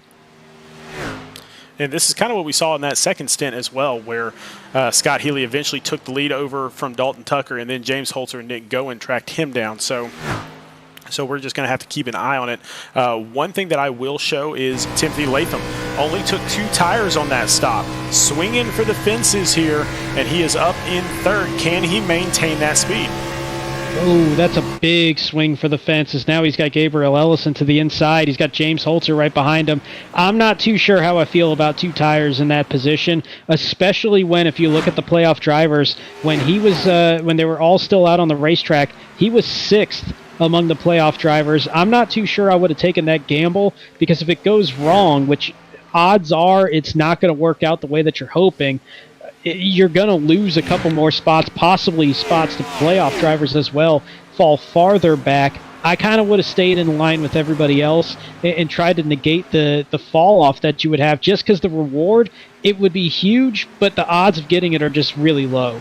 All right, and this may not mean much to a ton of people, but David Duke is out there on the track, and he is 9 laps behind Byron McDonald, who has pulled his car off the track. And so David Duke could potentially pick up another point here, which you just never know how important that could be at the end.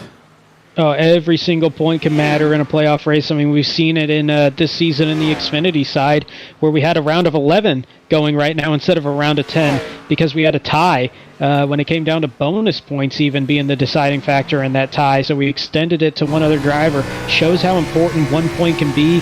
Just absolute kudos to David Duke staying out there and getting the work done and trying to do everything he can to maximize as many points as he can despite having the rough night. And James Holter side by side with his teammate Gabriel Ellison, and he will make that pass on newer tires. And so he will start to work on Scott Healy, who is about 1.9 seconds ahead of him. Dalton Tucker still maintains about a 3.5 second lead on Scott Healy. And this race right now, I mean, I think it's sitting pretty for the guy in the 42, James Holter, as he's now about 5 seconds away, closing in quickly. Scott Healy might have something to say about it, but still much fresher tires, about 3 laps fresher for James Holter. That difference might be just enough. It's really going to come down to the 64 and the 42. As I see it right now with coming to 10 laps to go, I think the edge is going to be to the 42 of James Holter. You know, I agree with you, and we've seen this in the playoffs already this season. If Scott Healy is smart, let him by. Just let him go. Take your second, take your third, whatever it is. Let him go and move on to the next race. There's no reason to try to stop James Holter when you still have 2 more races to go in this level. So all your goal is here in this level is to make it to the round of 5. Yeah, I agree with that for sure. And it really depends on when that gap is closed up. I think Healy should catch and possibly get around Tucker before Holter gets to Scott Healy. So Healy likely will be the leader by the time Holter catches him, which is coming up pretty quick, seeing that interval shrink more and more in both instances there. But I think if you're looking at 1 or 2 laps to go, maybe you try to see if you can hold him off, depending on how aggressive that 42 is trying to make that pass. If he's aggressive, all right, maybe just live to fight another day, don't risk it. If it's more than 2 laps, 3, 4 laps, and you see that 42 just getting bigger and bigger in the mirror, I completely agree with that. Just let him go. Think big picture racing. Think about the points. Yeah, big picture racing. That is exactly what many professional drivers are told by their pit crews. Just think about the big thing. Don't worry about this race. Yeah, you might have lost this race, but still, all you have to do is make it into that next round so you can compete for that $1,000. And Scott Healy knows that better than anybody. That's how he made it into the last round last season. Yeah, and to kind of paraphrase Martin Truex Jr., don't think about the battle, think about the dang war in some words there. So I'm not sure what I can get away with here. As I say that, right onto the back bumper, here comes Scott Healy, and this is going to be a real quick pass for the lead, getting around the 73, but not far behind. Here comes James Holter, about ready to do the same thing, possibly before they even get out of turn 3. Yeah, and Dalton Tucker not putting up any fight at all there. Good on him for letting these guys by. But Scott Healy is going to try everything he can to defend this position for as long as he possibly can, just in the hopes that James Holter messes up somewhere. And by the way, I talk about that strategy not working for Tucker when it comes to the lead of the race, but you still go back. The 5th place driver in the playoffs, 6th place driver in the playoffs is Reese Shafer right now in 9th, still about 9 seconds behind Dalton Tucker. It worked perfectly for advancing a few spots when it comes to the playoff picture. So as we talk about that big picture, that move turns out to be pretty good, it looks like, for Dalton Tucker if this race stays green. Oh, definitely. He is going to go into the next round probably in 3rd, maybe 4th in the points. And that's all you have to do. Just stay in it. Just keep going. And you just never know what's going to happen at Phoenix next week. Phoenix is such a unique track, and it could either go really, really well or really, really poorly. I'm pretty sure in my instance, thinking about the race on Thursday, probably going to be really poorly based on my practice thus far. That's a wild racetrack right now. Speaking of wild, this might be a good fight here as James Holter had a big run, and I think he didn't like the line that he had there, kind of backed out a little bit. Maybe just got too close to that bumper and didn't want to make contact there. just yet, as we still come to 6 laps to go. Plenty of time here as this race getting tighter and tighter for the race lead and what will be the playoff lead as we look towards that second leg of this round. And here we go as they come on the turn. Oh, wow, James Holter gets really loose off the wall. That came right through the computer screen or phone screen, whatever you're watching this on. And also loose off a 2 is the 64 of Scott Healy. That might give a little bit of an edge to James Holter in that 42 if he can capitalize with that slipstream that he's in right now. See if he makes a dive going into 3. He's going to hold off on the moment as there's still another 22 turns left to go here in this race. I mean, they are both giving it everything they possibly have out there as Holter starts to try to set up Scott Healy as he kind of tucked down to the outside, and then he was going to go down to the inside, I believe. But now they are side by side as they are going towards turn 1 and 2. And Holter on the outside, not necessarily the line that you want to try to make a pass around here. A little bit fresher tires might negate that. Let's see who's got the edge. It's going to be Holter out of turn 1 with a good run. Can it be countered by Scott Healy in the 64, or is that tire differential just too much at this point?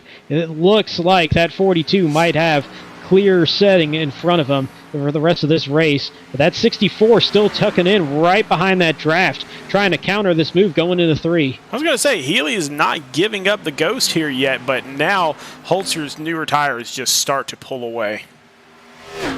And now it's starting to get tougher and tougher to see if that 64 can make back up that gap, as the draft's going to start getting weaker and weaker on him, and you're seeing that 42 just kind of move away off into the distance there from the nose of that 64. But still great position for both drivers, obviously, in this race and in the playoff as we get ready to go to Phoenix next week. And so James Holter looking really, really good out there right now as we are fast approaching 3 to go. Yeah, I think the only thing standing in the way of James Holter right now is going to be a caution coming out in these last 4 or 3.5 laps. As you can see the gap back to Nick Gowen in 3rd. That's about 2.5 seconds behind Scott Healy running in 2nd. So Healy still looking like he's in good shape to possibly hold on to that number 2 spot. But which will obviously, and he's got to go back another 4 seconds to the next playoff driver being Dalton Tucker, who's still holding on to that 5th spot. So we're really kind of sorting out where everybody's going to probably be finishing this race, and it looks like it's going to be a great night for Next Level Motorsports and James Holter as he continues to lead the way with 3 to go. Yeah, as far as the team championship is concerned, 1st place, 3rd place, and 4th place are where Next Level Motorsports are sitting right now. And keep in mind they're going up against Rev Racing, who is currently sitting in 5th place, 9th place, and 17th place. So he is basically, Next Level Motorsports are going to have a good 20 to 25 points, if not more, on the Rev Racing in the team championship. I mean, just think about that. That's a solid night from Rev Racing, and they're still going to be that far behind. That just tells you how strong that Next Level camp is as they get ready to come down to 2 laps to go. And a little bit of communication coming over the driver chat as James Holter working his way past a couple lapped cars that are out in front of him, so making sure that he knows where they're going to be going and they're in communication. Something we heard a lot on Thursday. There was a lot of driver chat communication with working together, even for position passes. So that's been a great thing that we've seen all week at Indy. And seeing it again here in the Cup side, David Duke diving down to the inside. He's about a lap away from getting that extra spot to move up into the 17th spot, and actually just did it. So David Duke gets that extra point that he was looking for, and that might be the end of the night for him now, as he can't really progress any farther than that. Yeah, so he's going to basically dive off the track now and just get out of everybody's way. So good move by him. But coming to the white flag here, James Holter with a great race, and he is still pulling away from Scott Healy. So he takes the white flag. Something else that's happening, though, is the 5th place battle among the playoff drivers, 8th, 9th, and 10th, all within a quarter of a second of each other, with Timothy Latham, Scott Calall, Reese Shafer, all playoff drivers, all right on each other, and that's going to be for the bubble position going into the next race. Big racing back here. We don't want to get too far away from the leader. There's still about 3/4 of a lap to go for the leader, so we're going to hang out here for about half a lap and see if it sorts itself out. So Latham still trying to hug that inside line, really limit the opportunities for Calall and Shafer trying to make that pass. They're going to work together on the outside, though. See if they can get enough of a momentum push towards turn 3 to maybe make the outside work against Latham, but Latham making sure that he protects that inside line as best as possible. And here comes James Holter to take the checkered flag and to take the Hoosier 185 here at Indianapolis Motor Speedway. And back to that race for the 5th position in the playoff point standings, at least on track. Here comes Calall to the inside, trying to make a shift down. He's going to try that double cross move and not going to be enough in time. Timothy Latham going to hold on to 8th in the race, 5th among the playoff drivers. Then Scott Calall and Reese Shafer. They're all separated by about 0.2 of a second. Great race there from those three. Yeah, big moves there at the end. So great racing all race long. Had some cautions, definitely, but we ended up on a very nice run. Yeah, that was fantastic racing. The margin there between Latham and Calall wound up being 0.06 of a second, but the margin that mattered most in this race, 1.2 seconds from James Holter winning this race, back to second place Scott Healy. And give a tip of the cap to Dalton Tucker. That strategy, we questioned it a lot, but he will hold on to the 5th position and 3rd among the playoff drivers. Yep, the 6th win of the season for James Holter, as he and his next level teammates will be celebrating here on the front stretch. And, you know, this is one of those tracks, even in the virtual world, the sim racing world, like, you win at Indianapolis, that gives you something that you just feel good about. This is such a tough racetrack, and even online, it's just the history of Indy in general, in real life. It just kind of has that special feel, even on sim racing, and that's a feel-good win right there, especially when it's been a couple weeks, which sounds weird to say that that's a drought for somebody, but it's been a few weeks since James Holter has won a race. It's got to be a good moment for him to get that 42 back into victory lane. Yeah, great drive for him. But let's see what we've got as far as results are concerned for everybody else on the field. So James Holter bringing in the win. Scott Healy for Murray Reedy Motorsports in 2nd. Nick Goen and Gabriel Ellison for Next Level Motorsports in 3rd and 4th. Then Dalton Tucker coming back from an early damage and coming back in 5th place for Rev Racing. He was just ahead, less than 1/10 of a second ahead of Austin Reedy, who winds up in 6th. Joshua Balliet for Tank Racing in 7th. Timothy Latham, the 4th of the next level drivers, will be in 8th. Scott Calall in 9th, and Reese Shafer rounding out the top 10. Yeah, lots of tank racing there between 10th and 13th. So Seth Berger, Emerson Ardon, Max Service, all 3 of them go 11th, 12th, and 13th. Craig Lautenslager from Murray Reedy Motorsports in 14th. Joshua Siegfried from R&D Motorsports in 15th.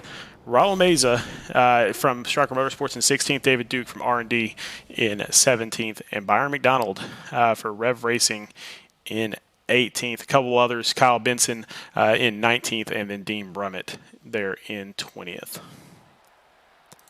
And so what a race. We saw a whole lot of green. Basically everybody that was in the running tonight that was in the playoffs still wind up finishing in really in the top 11. So we're not going to see a whole lot of drop-off aside from David Duke and Landon Lacey. So still going to be real tight as we advance towards Phoenix. Well, let's see if we can't get Nick Goen in here and talk to him about how his race went. Nick Goen, Sean, and Brandon up in the booth, man. How's it going? Pretty good. How are you guys? Doing good. You know, it's kind of weird not seeing you in the playoffs, but you're just doing your normal thing up here in 3rd place. Yep. Yeah, just missed. This is my only not the only, but the second race I missed in the whole season. Of course, it was a playoff race, so here we are. But still trying to get a win. I mean, that's the goal. Also, the Tier 2 championship and a 3rd place here will help with that. It'll help definitely the Tier 2. It also helps a lot with the team side of things, and Next Level taking a 1st, 3rd, and 4th when it comes to those top 3 scores that apply towards that. I know that you still got a lot of guys in the individual side, but when it comes to the team side, how good does that feel, getting 3 in the top 4 in that matchup to start this one off? It feels really good. I mean, we got a great team, honestly. I mean, James is probably one of the top 3 fastest guys in the series. And then you have Gabe's consistent, as well as Latham and Lacey. And I mean, all those guys are really, really fast. So we have a really good chance of finishing up high in every week. So feeling really confident about that, and really, really happy with our performance tonight. Well, we head over to Phoenix now, and there's a new scan, and some people have had a chance, some people haven't. Have you had the opportunity to practice there at all yet? Not in the cup cars, but I put a lot of time in the trucks and got familiar with the new surface. It's a lot of fun. Tires are going to be really, really important there, so we'll see how the cup car reacts and go from there. Well, who do you have to thank here tonight before we let you get back to celebrating? I'd like to thank my sponsor, Detail Carolina, and 73 Designs. They've been with me for a majority of the season, and the rest of my team, good communication. We weren't really positive how many cautions we're going to have, but good communication, and the rest of the team tonight. So, and thank you guys for doing broadcast each and every week. I like going back and watching them. Oh, man, great job here tonight. Congratulations on third place, and we will definitely see what you got for us at Phoenix next week. Appreciate it. Thank you, guys.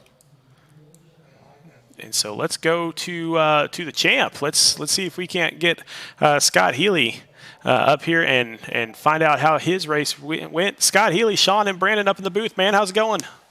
Good. How are you guys? Man, champ, it is good to see you up here once again. A win, and a second-place finish in the last 3 weeks. Not too shabby. No, I knew I had not a very good long-run car, so strategy was key, especially battling with the dirty air and a group of cars that just wanted to keep dooring each other. So just trying to keep it safe, keep it clean, and thankfully it came in P2, so I'm pretty happy. My spotter didn't come in at first until like half the race, so pretty happy he came at the end, helped me out a whole bunch. Without him, I probably wouldn't even be in second place right now. Well, as the race played out, we saw a whole lot of different strategies because we started seeing that long green flag run to close out that race. How'd you feel with the strategy that you wound up going with on when to pit and how that played out? Obviously, it ended up well with the second, but is there anything you would have done different looking back? Definitely just tried to back up my corners a little bit better than I did. I know I kind of blew a couple corners, came close to hitting a couple walls, so I could handle the car a little bit better. Maybe, just maybe, I could have came P1, but P2 is pretty good for playoffs, so I'm pretty happy with it. Well, especially if I remember correctly, last week you said that Indianapolis is not your favorite track. So second place here, not too bad there. But tell me about Phoenix coming up as we head there to what I consider to be a short track, a 1 mile oval there at Phoenix Raceway. I actually had a chance to run the NIS, so I ran a couple laps in the AFIX car. Pretty loose in the long run. You just gotta, have throttle management and should be okay by then. We'll just see how it goes in Phoenix. I can't really tell you too much until I, learn more about the car. Well, man, who do you have to thank here tonight before we get you back to it? I'd like to thank you guys. You guys do an amazing job. My friends, family, my sponsor, Quikrete, National Lumber, Valvoline, all of them. They do a fantastic job. So just want to give a thanks to all of them. And that's about it. Well, man, great racing out there, champ, and hopefully we will see you back up here in the booth next week as we go towards Phoenix and we push towards hopefully seeing a back-to-back for you. Hopefully, we'll see. Have a good night, guys. All right, man, you too. And let's go down and see if we can't get our race winner up here into the booth. James Holter, welcome back to the booth with Sean and Brandon. Congratulations on a great race out there. What do you have going on in that car? We had a lot going on tonight. I actually had some issues going on with my brake pedal to where I would touch it and it would be pretty much 50%. So I was really trying to manage that, and it was really hurting our pit entries. I locked them up both times, just trying to be smooth on the pedal, and probably could have capitalized a little more there, but nonetheless it ended up working out. But I was just trying to stay patient. The dirty air was so bad, but was just content there with riding behind our teammate Nick there on that long run, as he had really good speed and we were pulling away from the guys behind us minus Seth. I'm not sure what happened to him there at the end, but he had a really, really good run going. So shout out to him. But yeah, just took the right tire strategy. I really thought Dalton was going to have it after I saw how much he was ahead the first time, and then we reeled him in, and then the second time I was getting like a second and a half, 2 seconds a lap, and I was like, oh yeah, I'm going to get there, but wasn't really sure on what I was going to get with Scott. I know it was only a 2-tire lap difference, but I figured he was saving for when I got there, so we were able to pass him on the outside, which was crucial. I knew he was going to block the bottom, which is obviously the right move to do, but just a little bit fresher tires. It just had enough momentum to carry around the outside of him there and won, and just kind of rode there and did what we could to capitalize and bring it on victory lane. Well, and it was a great start, obviously, with the win tonight for you, but also for the team, taking 3 of the top 4 spots and really doing a lot of damage there in that matchup that you got starting this one. First time you're not facing a bye week, but that starts the round. Got 2 races left. Phoenix next week. How you feeling about that one going forward? I haven't ran any laps there in the Cup car yet with the new configuration. I did, but it was with Kentucky setup, so that really didn't do me any good. But did some officials this week in the truck, and I really like the way the track races with the high horsepower package. It's going to be about saving the right rear.